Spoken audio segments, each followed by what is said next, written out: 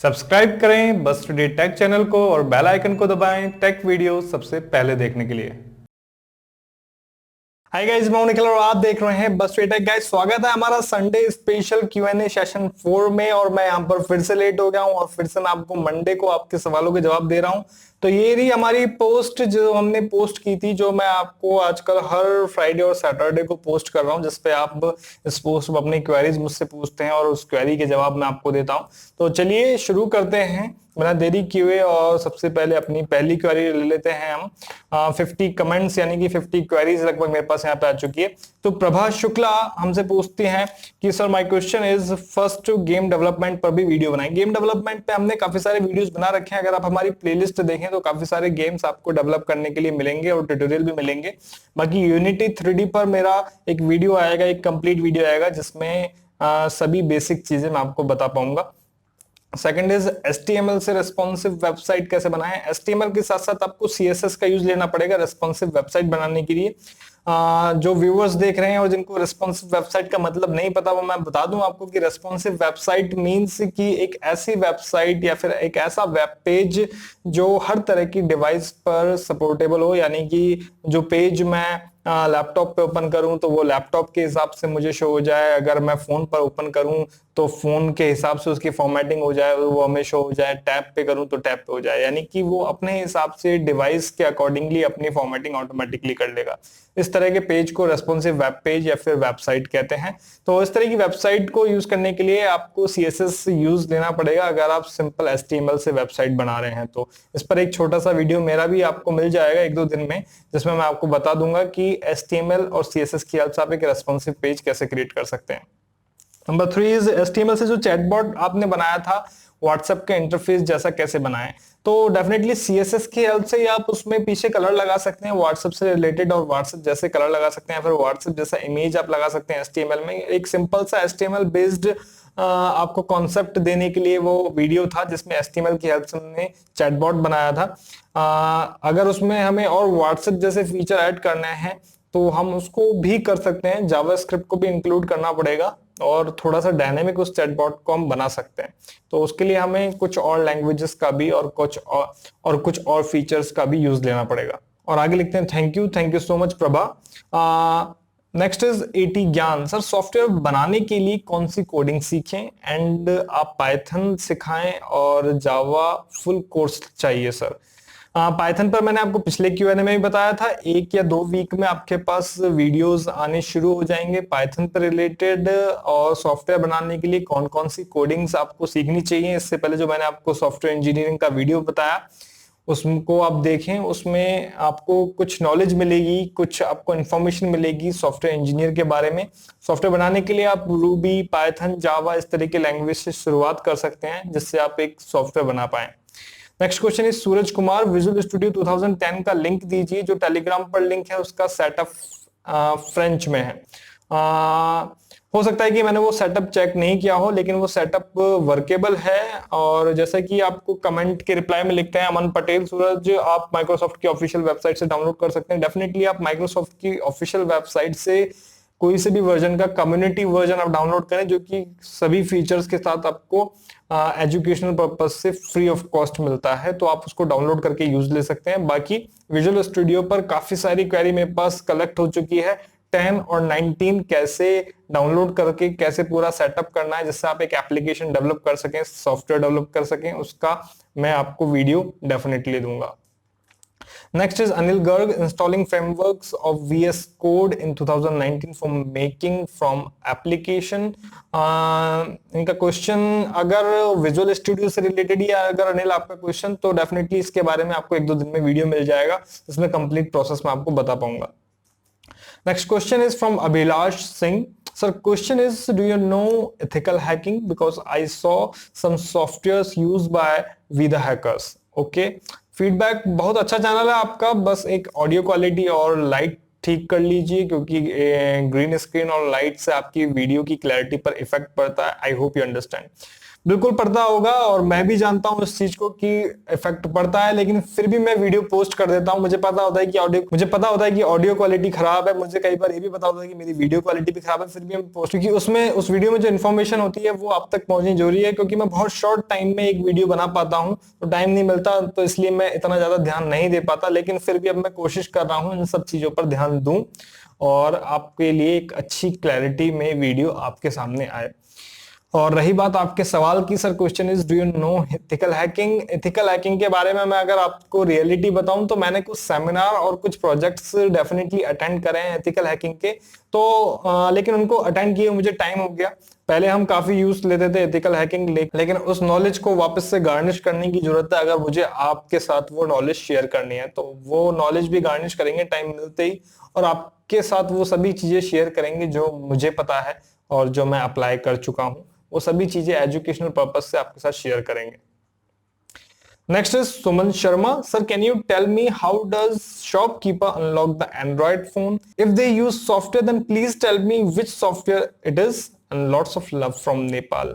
हर shopkeeper का अपना अलग अलग मेथड है, अलग अलग सॉफ्टवेयर है। हालांकि मोस्टली जो शॉपकीपर्स जो मेथड यूज लेते हैं आपके फोन से आपके लॉक को अनलॉक करने का, वो है आपके फोन को पूरा हार्ड रिसेट कर दिया जाता है, जिसमें आपके पूरे फोन का डेटा फ्लैश हो जाता है, डेटा चले जाता है। उसके बाद आपका जो फोन का एंड्रॉयड फोन का जो लॉक है, जो पैटर्न है, वो ब्रेक हो जाता है। उसके बाद आप यूज ले पाते हैं।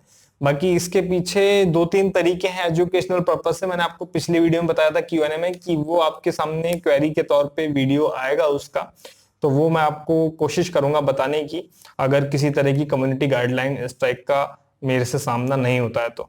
Next is RNNC kirtans, sir मैंने आपके दूसरे चैनल पर एक वीडियो देखी थी पॉपुलेशन वाली, आपने उससे बनाने के लिए कौन सा सॉफ्टवेयर यूज किया है, उसके ऊपर एक ट्यूटोरियल बनाओ।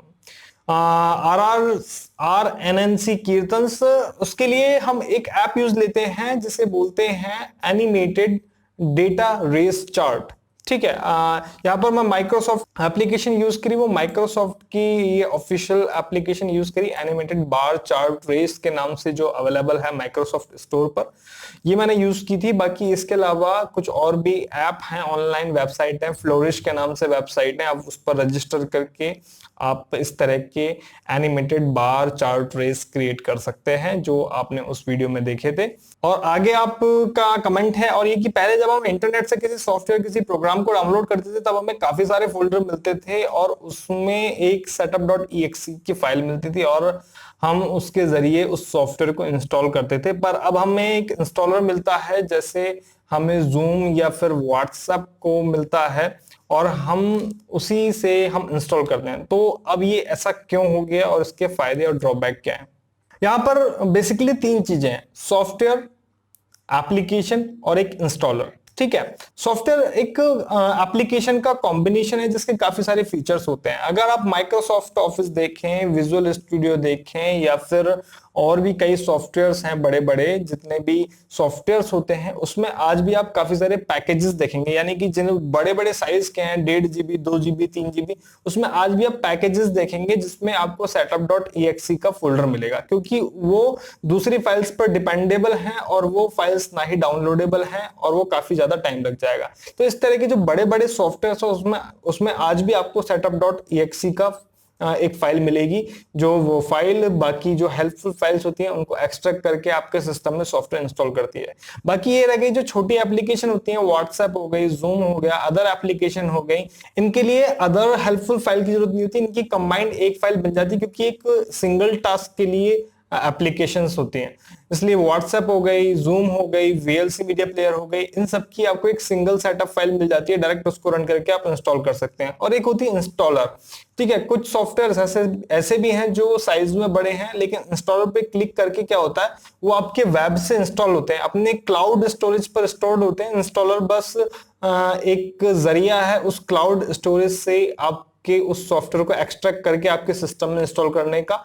जिसकी फाइल्स आपके सिस्टम में नहीं होती, क्लाउड पर स्टोरेज होती है और आप वहां से इंस्टॉल करते हैं। तो ये तीन तरीके हैं। सॉफ्टवेयर और एप्लीकेशन में एक बड़ा डिफरेंस यही है कि सॉफ्टवेयर मल्टीपल टास्क परफॉर्म करता है, इसलिए उसमें आपको जो साथ में फाइल्स हैं वो सब नजर आएंगी और ये सभी आपको बेसिकली नजर आएंगी। जो कुछ बड़े सॉफ्टवेयर होते हैं 300 400 500 MB, 1 GB 2 GB, और कुछ छोटे एप्लीकेशन होंगी 50 MB 100 MB, ये आपको सिंगल फाइल्स में आपको मिल जाएगी जिनका एक प्री डिफाइंड टास्क है। नेक्स्ट इज रास्पबेरी पाई पर एक वीडियो बनाया। रास्पबेरी पाई मेरे पास पहले था लेकिन अब वो खराब हो गया है, तो मैं आपके लिए वीडियो बनाऊंगा लेकिन थोड़ा टाइम लगेगा उसमें। रास्पबेरी पाई के काफी ज्यादा यूज हैं, आप उनको यूज लेके काफी पोर्टेबली यूज ले सकते हैं और अपनी टीवी से कनेक्ट कर सकते हैं रास्पबेरी पाई को। माउस और कीबोर्ड के छोटे छोटे एप्लीकेशन पीपीटी वगैरह रन कर सकते हैं। नेक्स्ट इज और एक मेरा system configuration 4 GB RAM, Intel i3 का प्रोसेसर, 1 TB का हार्ड डिस्क है। क्या इसमें फोटोशॉप और प्रीमियर प्रो जैसे सॉफ्टवेयर चला सकता हूं? बिल्कुल चला सकते हैं। 4 GB रैम, इंटेल i3 का प्रोसेसर, 1 TB हार्ड डिस्क, लेकिन आप बहुत ज्यादा अपग्रेडेड वर्जन यूज मत कीजिएगा, मीडियम वर्जन यूज कीजिएगा। अडोब फोटोशॉप सीसी आप चला सकते हैं, प्रीमियर सीसी आप चला सकते हैं, बिल्कुल डेफिनेटली चला सकते हैं। एडिटिंग सॉफ्टवेयर में किस पार्ट पर यानी एडिटिंग करते वक्त ज्यादा पावर लगती है या एक्सपोर्ट होते वक्त, प्लीज बताएं। जब आप एडिटिंग करने के बाद जब आप अपने उस वीडियो को रेंडर करते हैं उस टाइम आपका सीपीयू सबसे ज्यादा यूज होता है। आप देखेंगे कि आपका सिस्टम कई बार हीट भी करने लगता है, तो rendering part is the most crucial part होता है एडिटिंग का, जब आप अपने पूरा प्रोजेक्ट को रन करने के बाद रेंडर करते हैं। Thanks Nand Kishore Ubale, love you sir, thank you Nand Kishore. I hope कि आपको मेरे जवाबों से संतुष्टि होगी। Next is Jayprakash Biswal, sir how to download and use Microsoft Visual Studio free for lifetime. आप माइक्रोसॉफ्ट विजुअल स्टूडियो माइक्रोसॉफ्ट की वेबसाइट से डाउनलोड कर सकते हैं, जो कि जेन्युइन वेबसाइट है। कम्युनिटी वर्जन डाउनलोड कीजिए और यूज कीजिए, फ्री वर्जन होता है कम्युनिटी वर्जन। और जो कमेंट में आपको क्रिएट इट नाउ ने बताया, you can download it from get into PC website, आप यहां से भी डाउनलोड कर सकते हैं, कोई दिक्कत नहीं है। क्रिएट इट नाउ भाई how to make a calculator in Microsoft Visual Studio 2010, please reply. तो इसका रिप्लाई यही है कि इस पर मुझे आपको वीडियो ही बनाना होगा, क्योंकि काफी सारे बटन्स यहाँ पे लगेंगे 1 2 3 4 5 और उनकी प्रोग्रामिंग यहाँ पे होगी, तो एक वीडियो इस पर आ जाएगा आपके लिए, ये मेरा वादा है आपसे। Okay, next is Neeraj Regmi, sir, I like the way you shoot your video. I have a question. My question is how to extend the volume of C drive from another drive, either D or E. Please make a video on this. Love from Nepal. इसमें आप जब disc management में जाएंगे तो आपके पास D drive और E drive पर shrink का ऑप्शन आएगा, राइट क्लिक करेंगे, श्रिंक का ऑप्शन आएगा। श्रिंक करने से क्या होगा, आपकी डी ड्राइव सपोज 100 GB की, आप उसको श्रिंक पे क्लिक करेंगे, आपके पास साइज आएगा कितना जीबी आपको श्रिंक करना है, आप उतना जीबी आप श्रिंक कर देंगे। देन वो जो साइज है श्रिंक होने के बाद आपका एलोकेशन साइज में चले जाएगा।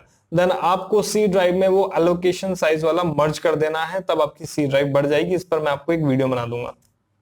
ओके, और अमन पटेल जो कहते हैं यहाँ पर आपके कमेंट में है नीरज, इसके लिए ऑप्शन होता है आपके पीसी में, आपको बस माय कंप्यूटर पर राइट क्लिक करके मैनेज में जाना है और सिलेक्ट करना है डिस्क मैनेजमेंट को, सिलेक्ट करके आपको डिस्क ड्राइव्स दिखेगी। वही तरीका उन्होंने बताया जो मैंने आपको बताया, तो आप जस्ट वही ऑप्शन अपनाएं। Okay, the next Bimal Singh, please pick up my question, how to install Kali Linux in virtual machine without any error. Just एक दिन पहले ही आपकी क्वेरी पर बेस्ड एक वीडियो बनाया, उसको देखें, आपकी सभी प्रॉब्लम सॉल्व हो जाएगी, आप आसानी से बना पाएंगे। Suryan Golani, sir how to become a software engineer after 12th, इसके ऊपर वीडियो बनाएं प्लीज। इसके लिए वीडियो आ गया है आपका, आप उसे देखें। आई होप कि आपको आपके सवालों के जवाब मिल जाएंगे। और अमन पटेल ने भी काफी अच्छी सजेशंस आपको दी हैं, आप ये सभी सजेशंस को अपनाएं, ये सभी अच्छी सजेशंस हैं। The next is Jyoti Goyal, ये पूछते हैं best laptop company and configuration of laptop under 45K and difference between professional and home basic version. सबसे पहले तो मैं आपको बता दूं, अगर आप 45,000 के अंदर कोई लैपटॉप देख रहे हैं और कॉन्फ़िगरेशन पूछ रहे हैं, तो सबसे पहले आप अपने आप से ये पूछिए कि आप किस पर्पस के लिए लैपटॉप ले रहे हैं। 45K के अंदर ठीक ठाक लैपटॉप आपको मिल जाएगा, i3 8 GB रैम के साथ आपको मिल जाएगा। तो जो भी, अगर आप प्रोग्रामिंग के पर्पस से या फिर जिस भी पर्पस से आप ले रहे हैं, तो 8 GB रैम आप रिकमेंड करें और 1 TB हार्ड डिस्क आप रिकमेंड करें। SSD की जरूरत नहीं है, आप SSD यूज ले लें।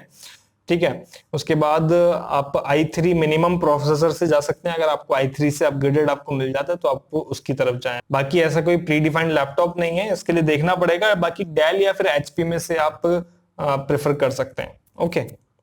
देन आपका क्वेश्चन है different between professional and home basic version. दोनों में के ही फीचर्स में काफी डिफरेंस है, क्योंकि प्रोफेशनल वर्जन बिजनेस प्रोफेशनल्स के लिए आपके विंडोज वर्जन आते हैं और होम बेसिक में कुछ उनमें से फीचर्स हटा दिए जाते हैं, जैसे कि ग्रुप पॉलिसी एडिटर्स है और काफी सारे फीचर्स हैं जो होम बेसिक में नहीं आते हैं। उनमें से एक आपका बिट लॉकर भी है जो कि होम बेसिक में आपको नहीं मिलता, प्रोफेशनल में मिलता है। ऐसे कई फीचर हैं जो आपको प्रोफेशनल विंडोज में मिलते हैं, होम बेसिक में नहीं मिलते। Next is Tejas Shah, sir can you make a tutorial on Adobe after effect. Adobe पे आफ्टर इफेक्ट पे आपको कुछ ट्रिकी वीडियो मैं दूंगा। कंप्लीट ट्यूटोरियल तो इसलिए नहीं आ सकता क्योंकि मेरे सिस्टम की रिक्वायरमेंट भी इतनी नहीं है, सिस्टम रिक्वायरमेंट अभी कम है। मैं अपग्रेड कर रहा हूँ पीसी में, जिसमें कम से कम 32 GB रैम मेरे पास हो, तो अडोबी आफ्टर इफेक्ट पे कुछ अच्छे ट्यूटोरियल्स मैं आपको दे पाऊंगा। बाकी अभी 4 GB 8 GB रैम पर तो आफ्टर इफेक्ट्स जब रेंडर करता है तो पूरी तरीके से आपको परेशान कर देता है, क्योंकि आपका सिस्टम पूरी तरीके से हैंग हो जाता है या फिर आपका वर्क करना बंद कर देता है। तो इसलिए कुछ छोटे ट्यूटोरियल्स आपके पास आ जाएंगे जो मैं इजीली और जल्दी बना पाऊं। बाकी कंप्लीट ट्यूटोरियल्स तो सिस्टम अपग्रेडेशन के बाद ही देखते हैं। Next is video cast gaming. First question, हम एक सीपीयू से 3, 4 और उससे ज्यादा मॉनिटर कैसे कनेक्ट कर सकते हैं। तो इसके लिए कनेक्ट करने के लिए अगर आप विंडोज 10 यूज कर रहे हैं तो उसमें आपको मॉनिटर एक्सटेंड का ऑप्शन मिल जाता है, और इसके लिए आपको VGA HDMI जो भी केबल आपके सिस्टम में, कंप्यूटर में या फिर लैपटॉप जो भी यूज कर रहे हैं, वो आपके पास केबल होनी चाहिए अदर मॉनिटर्स को कनेक्ट करने के लिए, और उनमें पावर ऑन होनी चाहिए। जब आप उनको कनेक्ट कर लेते हैं तो डायरेक्ट आपके पास एक्सटेंड मॉनिटर का ऑप्शन आता है विंडोज 10 में, और डायरेक्ट आप उनको एक्सटेंड कर सकते हैं। ओके, जिसमें 3 मॉनिटर्स को कनेक्ट करने का तो आपके पास ऑप्शन होता है। उससे ज्यादा अगर आप कनेक्ट करना चाहते हैं तो उसके लिए आपको ग्राफिक कार्ड जो ज्यादा मॉनिटर्स के एक्सटेंशन को सपोर्ट करे उसकी जरूरत होती है। सेकंड क्वेश्चन इज कोडिंग सीखने का कोई आसान रास्ता बोलिए। कोडिंग सीखने का कोई आसान रास्ता नहीं है। There is a no shortcut of success in this field. आपको प्रैक्टिस करनी पड़ेगी, आपको पेशेंस रखना पड़ेगा, आपको प्रैक्टिकल करने पड़ेंगे, तभी आप कोडिंग सीखेंगे। मुझे कोडिंग बुक्स का नाम भी प्रोवाइड कीजिए। कोडिंग बुक्स का यहाँ पे सच कोई नाम नहीं है जब तक कोई स्पेसिफाइड प्रोग्रामिंग लैंग्वेज नहीं है, क्योंकि सभी की अपनी अलग अलग बुक है और मोटी मोटी बुक है जिनको आप देखते ही उसको जल्दी बंद कर देंगे। तो मेरा आपको यही सजेशन है कि अगर आप कोडिंग सीखना चाहते हैं तो बेसिक इन्फॉर्मेशन आपको इंटरनेट पर कुछ वेबसाइट्स पर मिल जाएगी। अगर आप फिर भी बुक लेना चाहते हैं तो बुक भी ले लीजिए, बेसिक इन्फॉर्मेशन पढ़िए, लेकिन प्रैक्टिकल भी परफॉर्म कीजिए साथ के साथ। नेक्स्ट इज और मेरी एक रिक्वेस्ट है आपसे कि आप मेरी क्वेरीज पर वीडियो बनाएं ताकि मेरी थोड़ी सी हेल्प हो जाए। बिल्कुल आपकी डेफिनेटली हेल्प करेंगे। आपकी क्वेरी पर बेस्ड कोई ना कोई वीडियो आता रहेगा, आप क्वेरी अपनी करते रहिए। Next is Rajneesh. पहला, sir which laptop do you use. मैं जो लैपटॉप अभी यूज ले रहा हूं HP पवेलियन कन्वर्टेबल है, 360 कन्वर्टेबल, जिससे मैं प्रोग्रामिंग के लिए बहुत ज्यादा यूज नहीं लेता हूं। और प्रोग्रामिंग के लिए जो मैं यूज लेता हूं, मेरा PC अलग है जिसमें मैं कुछ हाई लेवल की प्रोग्रामिंग करता हूं, तो उसके लिए मैं अलग PC यूज लेता हूं। Then second is, sir which laptop is best for Unreal Engine. Unreal Engine की जो सिस्टम रिक्वायरमेंट्स है उसको जो लैपटॉप मीट करेगा वही लैपटॉप बेस्ट है। जैसे कि अनरियल इंजन के लिए मिनिमम रैम तो आपको 8 GB चाहिए ही होती है, और ग्राफिक कार्ड भी मिनिमम 512 MB का तो चाहिए होता है। तो इस तरीके का जो भी आपकी सिस्टम रिक्वायरमेंट को मीट कर रहा हो लैपटॉप, आप उसको ले सकते हैं और उसके साथ मूव ऑन कर सकते हैं। इंटेल का प्रोसेसर आप लेंगे तो ज्यादा बेटर रहेगा AMD से। तो ये सिस्टम रिक्वायरमेंट पर बेस्ड आपका सवाल है। Sir you are great, I like your videos, thank you Rajni, thank you so much. The next is Aman Patel. Hello sir, thank you for answering my question in the last session. This time I want to ask, is PHP a good server-side scripting language to learn for backend in the web development, or should I go with another one like Node.js? Love you. PHP की अगर बात करें तो आज की date में 80% website PHP backend पर चल रही हैं। ठीक है, तो पीएचपी को नजरअंदाज तो नहीं किया जा सकता। One of the highest learning language रही है पीएचपी वेब डेवलपमेंट के दौर में। हाँ, नोड जेएस की एंट्री होने के बाद नोड जेएस पे काफी ज्यादा वर्क होने लगा है, तो मैं ये तो नहीं कहूंगा कि आप नोड जेएस बिल्कुल ना सीखें, लेकिन पीएचपी से वर्क स्टार्ट कर सकते हैं, क्योंकि 80% वेबसाइट है तो काफी कुछ आपको अदर वेबसाइट्स की टेम्पलेट से, वेबसाइट से सीखने को मिल सकता है कि किस तरीके से आप एक वेबसाइट, एक वेब डेवलप कर सकते हैं। तो नोड जेएस को भी आप सीखें, लेकिन पीएचपी से आप शुरुआत कर सकते हैं, क्योंकि काफी सारा मटेरियल आपको मिल जाएगा यहाँ पर पीएचपी पर। The next is love you, thank you Aman. और ऐसे बहुत से वीडियोस हैं जो यूट्यूब पर सिर्फ आपके चैनल पर ही मिलते हैं। Thank you and keep making such informational videos, they help us a lot. Thank you so much Aman, this comments really means a lot. Next is Himanshu Yadav, sir window को corrupt होने से कैसे प्रिवेंट करें, कोई precaution दे दो। Windows को corrupt होने से मतलब वायरस की एंट्री को आप रोकें अपने विंडोज में, क्योंकि एक वायरस ही है जो आपके विंडोज को करप्ट करेगा, बाकी और कुछ नहीं होता विंडोज में। विंडोज में सिर्फ फाइल्स हैं, आप प्रॉपर्ली यूज करते हैं तो प्रॉपर्ली विंडोज वर्क करती है। तो वायरस को आप रोकना सीखें कि वायरस आपके सिस्टम में एंटर होने से रोक सके, चाहे पेन ड्राइव के माध्यम से हो, चाहे आपके ऑनलाइन माध्यम से हो। तो वायरस को आने से आपको रोकना है, तो आपका सिस्टम, आपकी विंडोज करप्ट नहीं होगी। किस तरीके से रोक सकते हैं, काफी सारे वीडियोस प्लेलिस्ट में मिल जाएंगे आपको हमारी, आप उनको देखें, आपको मिल जाएगा कुछ ना कुछ। Next is Khan Pathan, hi sir मेरा कोई क्वेश्चन नहीं है, बस आप जो नॉलेज देते हो वो ऑसम है, I love you bro. Thank you so much Khan Pathan. Next question है लक्ष्मी नारायण गुप्ता, सर एक क्वेश्चन और है। ओके सर, मैंने as a web developer work start किया है, बट मेरे सिटी में लोगों को इसके प्राइस के बारे में इतना नॉलेज नहीं है। अगर मैं उनको किसी वेबसाइट को बनाने की कॉस्ट 10,000 भी बताता हूं, अगर मैं उनको किसी वेबसाइट को बनाने की कॉस्ट 10,000 भी बता दूं, जो कि बहुत कम है, फिर भी उनको लगता है कि मैंने उनसे बहुत ज्यादा पैसे ले रहा हूं। उनकी सोच मतलब यह है कि 1,000 रुपए वेबसाइट बनवाने के लिए बहुत ज्यादा है। तो ऐसे क्लाइंट को कैसे समझाएं और किस टाइप की वेबसाइट के लिए कितना कॉस्ट बताना चाहिए। मैंने नॉर्मल स्टैटिक साइट के लिए 5,000 वन टाइम कॉस्ट बताया था और कंप्लीट डायनामिक वेबसाइट के लिए 10,000 कॉस्ट बताया था। लक्ष्मी नारायण, बहुत ही अच्छा सवाल है आपका, और मेरा सजेशन यह है, अगर आप एक प्रोफेशनल वर्क कर रहे हैं अपने स्किल्स को लेकर, आप एक वेबसाइट बना रहे हैं अपने क्लाइंट्स के लिए, तो आप अपने काम को फीचर कीजिए। ठीक है, सपोज आप वेबसाइट बना रहे हैं तो वेबसाइट को फीचर कीजिए, एक कैटलॉग डिजाइन कीजिए अपनी वेबसाइट का, अलग अलग वेबसाइट का, सिंपल लुक का, डायनामिक लुक का, या फिर ई कॉमर्स वेबसाइट का, और उन कैटलॉग के साथ उन वेबसाइट के फीचर्स को आप लिस्टिंग कीजिए। जब भी क्लाइंट आपके पास आता है और डायरेक्टली आपसे पूछता है कि मुझे एक वेबसाइट बनानी है, और आप डायरेक्टली उसका अमाउंट बताते हैं, तो वो उसमें मोलभाव करने की आशा रखता है कि अगर सपोज कोई वेबसाइट मुझे आपसे बनवानी है और आपने डायरेक्टली मुझे 50,000 रुपए बता दिए, तो मुझे वो अमाउंट ज्यादा लग सकता है। और ये प्रॉब्लम बहुत कॉमन है डेवलपर्स के साथ, जो भी वेब डेवलपर्स हैं, सॉफ्टवेयर डेवलपर्स हैं, क्योंकि उनको इस तरह की प्रॉब्लम फेस करनी पड़ती है। इसके लिए आप फीचर्स एनालिस्ट कीजिए, ये फीचर होगा तो आपको इतनी कॉस्ट देनी पड़ेगी, ये फीचर होगा इतनी कॉस्ट देनी पड़ेगी, ये फीचर होगा इतनी कॉस्ट देनी पड़ेगी। ठीक है, और जो फीचर आप निकाल देंगे वो कॉस्ट माइनस हो जाएगी। तो उसमें क्या होता है, क्लाइंट इस चीज के साथ सेटिस्फाई रहता है कि हाँ ठीक है, मैंने जितना पैसा दिया उतनी चीज मुझे मिल गई।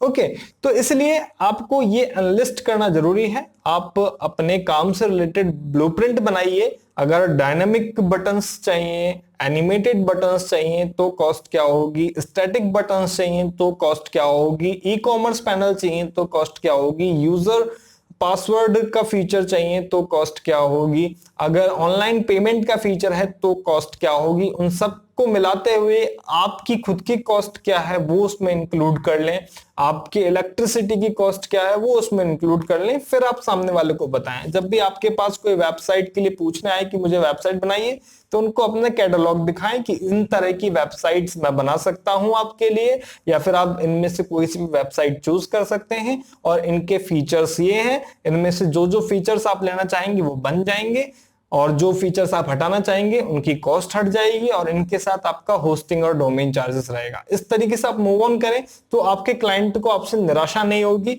और उनको ये पता रहेगा कि आप उनको क्या दे रहे हैं बदले में, पैसों के बदले में आप उनको क्या सर्विस दे रहे हैं।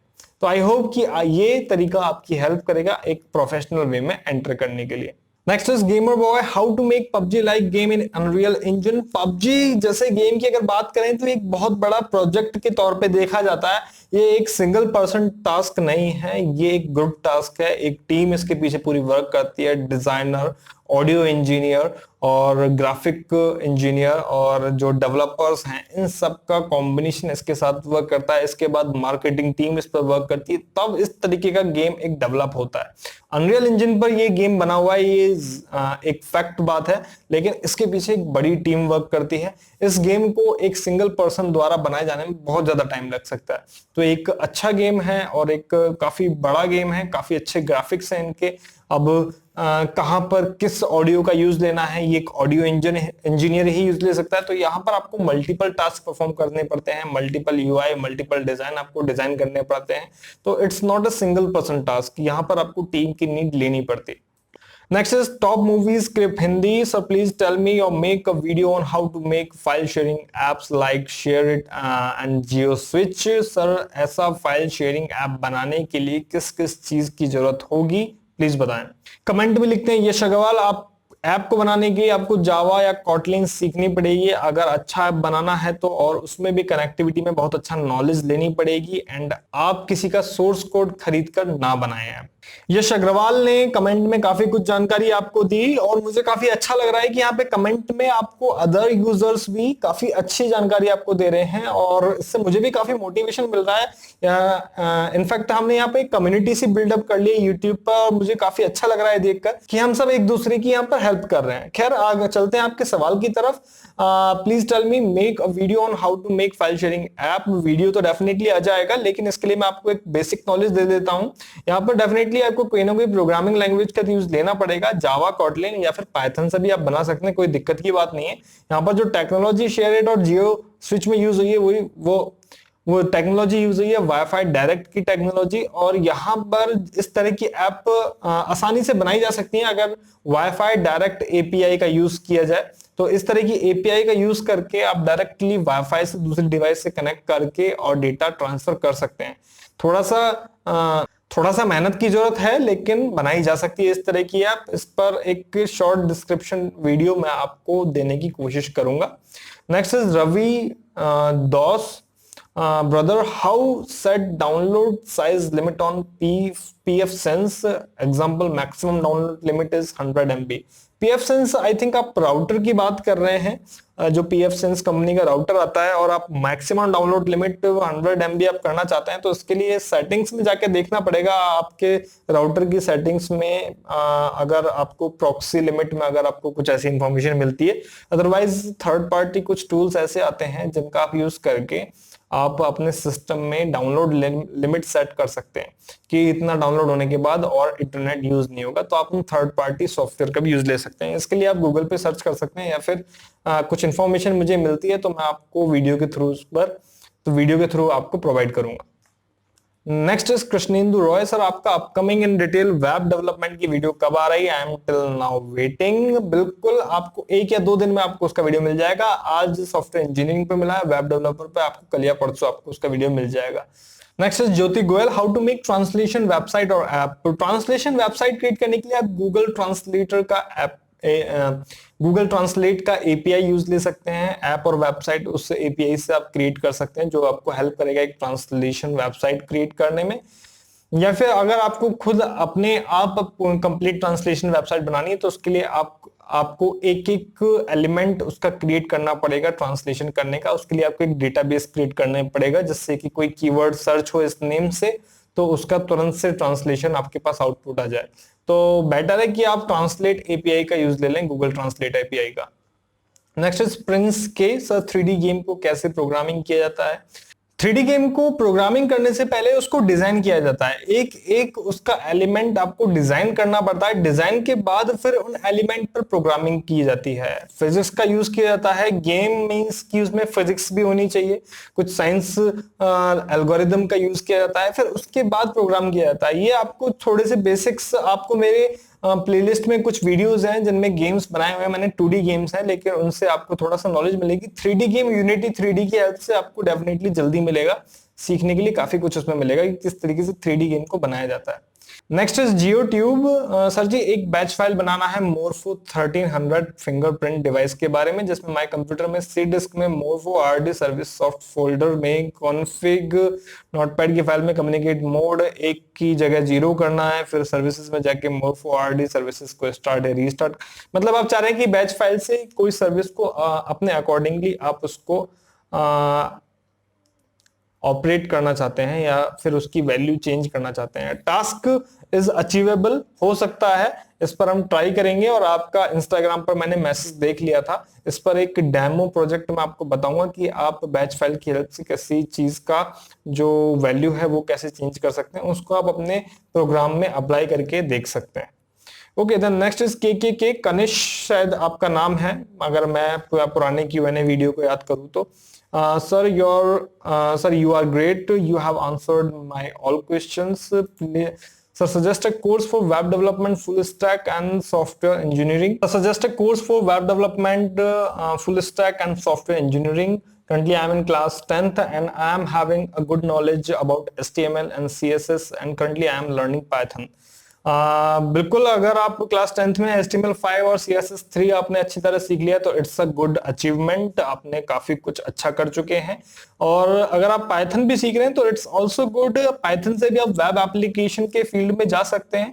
साथ ही साथ आप एक काम कीजिए, आप कोर्स फॉर वेब डेवलपमेंट अगर आप पूछ रहे हैं तो एसक्यूएल और डेटा मॉडलिंग जिन कोर्स में अवेलेबल हो आप उनकी तरफ मूव कर सकते हैं, जिसमें आपको डेटाबेस के बारे में भी कुछ नॉलेज मिलेगी।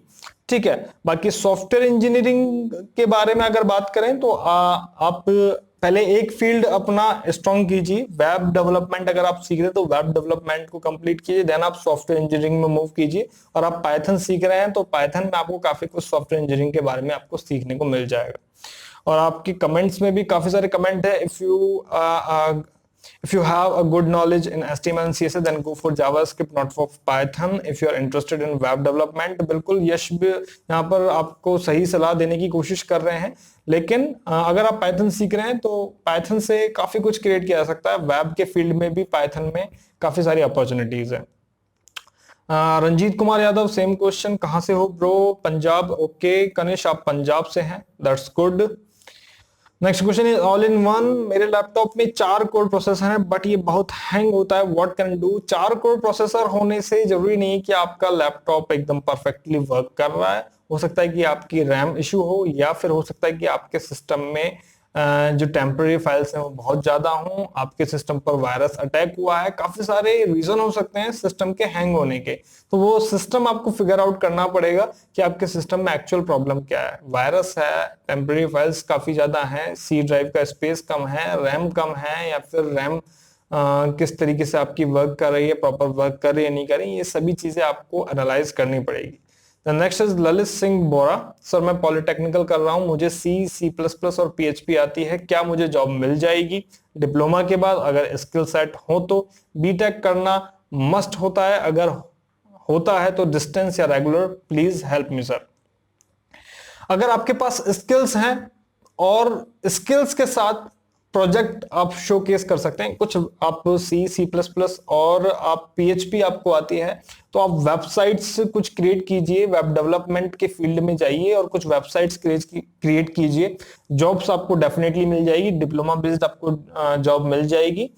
और आप चाहें तो अपना फ्रीलांस प्रोजेक्ट्स भी स्टार्ट कर सकते हैं वेबसाइट बनाने के लिए। ऑनलाइन काफी सारी वेबसाइट्स हैं, फाइवर है और अपवर्क है, फ्रीलांसर है, काफी सारी वेबसाइट है जहां पर आप अपनी प्रोफाइल क्रिएट करके अपने प्रोजेक्ट शोकेस कर सकते हैं। और उसके बाद आपसे क्लाइंट ऑनलाइन आपको प्रोजेक्ट देते हैं और आप उनसे उन प्रोजेक्ट का पैसा लेते हैं और उनको काम करके देते हैं। तो ये काम आप कर सकते हैं। बीटेक करना मस्ट है। बीटेक करना मस्ट है ये तो मैं आपसे नहीं कहूंगा, लेकिन अगर आप करते हैं तो इसका पॉजिटिव पॉइंट आपको डेफिनेटली मिलेगा। अगर आप किसी प्रोफेशनल फील्ड में उतर जाते हैं और रेगुलर बीटेक नहीं कर सकते हैं तो आपको डिस्टेंस का एक ऑप्शन मिलता है जो है AMIE, associate member of institution of engineer, इसकी फुल फॉर्म होती है। आप AMIE के बारे में सर्च करें, ये आपको डिस्टेंस लर्निंग देती है जो कि आपको equivalent to BTech degree provide करती है, जिसको आप कई जगह अप्लाई कर सकते हैं। अगर आप बीटेक कर लेते हैं रेगुलर तो उसके अपने कुछ पॉजिटिव पॉइंट्स हैं, लेकिन अब ये आप पर डिपेंड करता है कि आपको, यहाँ पर काफी सारी सिचुएशन कई लोगों के साथ होती है। किसी के साथ फाइनेंशियल कंडीशन है, फाइनेंशियल कंडीशन की वजह से बीटेक नहीं कर पा रहा है, या फिर जो भी है, कोई अपने प्रोफेशनल लाइफ से अलग होके रेगुलर कॉलेज नहीं जा सकता, तो अपने हिसाब से आप ऑप्शन चूज कर सकते हैं। बाकी अगर आपके पास स्किल सेट है तो आपको जॉब मिल जाएगी, जॉब की आपके सामने कोई टेंशन नहीं आएगी, क्योंकि आगे आने वाला जो समय है वो डिजिटली ही मूव हो रहा है। लोग अपनी वेबसाइट बना रहे हैं, चाहे शॉप वाला हो चाहे कोई भी हो, वेबसाइट बनाना, वेब एप्लीकेशन बनाना, ये ही टास्क परफॉर्म हो रहे हैं, तो आप भी इस फील्ड में अच्छा ग्रो कर सकते हैं। नेक्स्ट इज लक्ष्मी नारायण गुप्ता, क्या पीसी के लिए कोई ऐसा सॉफ्टवेयर है जिससे हम अपने स्क्रीन को कास्ट कर सकें और टीवी में दिखा सकें? गूगल क्रोम से कर रहा हूं, बट इसमें सिर्फ एक सिंगल टैब आ रहा है, उससे सिर्फ एक सिंगल टैब ही कास्ट हो रहा है, मल्टीपल टैब कास्ट करने पर नहीं हो रहा है और स्क्रीन भी कास्ट नहीं हो रही है। यहाँ पर आपके टीवी के फीचर्स पर डिपेंड करता है। हो सकता है कि आपका टीवी अगर उसको सपोर्ट नहीं कर पा रहा है तो आप एक्सटर्नल डिवाइस का यूज ले सकते हैं, जिसमें कुछ डिवाइस ऐसी भी आ रही हैं जो Windows as well as Android से आपके सिस्टम को कास्ट कर सकती हैं। अदरवाइज HDMI केबल का यूज लीजिए और कंप्लीटली अपने स्क्रीन को आप कास्ट कर सकते हैं HDMI केबल की हेल्प से। और नीचे कमेंट में अमन पटेल कहते हैं बिल्कुल लगभग इनका भी कहना वही है, और ये काफी हद तक सही सजेशन है आपको।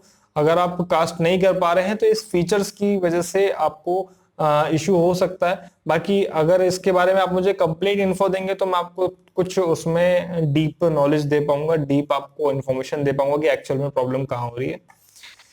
ओके, कि आपका कौन सा टीवी है, कौन सा आप लैपटॉप यूज कर रहे हैं, कौन सा विंडोज यूज कर रहे हैं और किस तरीके से कनेक्ट कर रहे हैं, आप मुझे इंस्टा पर बता सकते हैं, और जो प्रोसेस फिगर आउट होगा वो मैं आपके साथ डेफिनेटली शेयर करूंगा। नेक्स्ट सुनील वर्मा, सर कोई ट्रिक बताएं जिससे किसी फोन के ऐड रिमूव कर सकें। इसमें भी एक नीचे कमेंट आया हुआ है, कोई अच्छा एड ब्लॉकर डाउनलोड कर लो भाई, प्ले स्टोर पर बहुत सी ऐसी ऐप हैं। सुनील बिल्कुल, प्ले स्टोर पर आपको ऐप तो काफी मिल जाएगी, लेकिन कौन सी ट्रस्टेबल ऐप है ये नहीं कह सकते, और इसको कोई फाइनल तरीका भी नहीं कह सकते, कोई वर्केबल तरीका हर ऐप के लिए जरूरी नहीं है। हर ऐप को डेवलपर अपने हिसाब से डेवलप करता है। हाँ, यहाँ पर कुछ ऐप यहाँ पर हैं जो थर्ड पार्टी एप्लीकेशन है जो आपको गूगल प्ले स्टोर पर नहीं मिलेगी। कुछ लकी पैचर जैसे नेम की ऐप हैं जिनको आप यूज कर सकते हैं, जो आपकी ऐप से ऐड को रिमूव करने में आपकी हेल्प कर सकते हैं। Okay, next is FTF. Sir, your videos are too good. I have a query today. My query is that when we upload videos on YouTube, after sometimes views in YouTube Studio is higher than in YouTube. For example, if the views in YouTube Studio is 40, but when we open the same video in YouTube, the views are 30 to 36. Why it occur? ये सब refresh rate की, website की refresh rate की वजह से होता है। YouTube studio का रिफ्रेश रेट अलग है, YouTube का अलग है, और आप अगर रियल टाइम वीडियोस देखेंगे तो वो आपको ज्यादा ही मिलेंगे। ठीक है, जैसे अभी भी मैंने भी कुछ वीडियोस डालता हूं तो मेरे साथ भी ऐसा होता है। ऐसा जरूरी नहीं सिर्फ आपके साथ ही हो रहा है, ऐसा कई लोगों के साथ होता है। और जिनके पास एकदम से व्यूज आते हैं, सपोज पहले 1 घंटे में 1 लाख व्यूज हो गए, तो जरूरी नहीं कि उनको पहले घंटे में ही 1 लाख व्यूज शो कर देगा। रियल टाइम व्यूज 1 लाख होंगे, लेकिन आपको यूट्यूब पर कम ही शो करेगा। वो इसलिए क्योंकि रिफ्रेश रेट अपडेट होने में टाइम लगता है, इसलिए इस वजह से आपको लेट अपडेट होता है।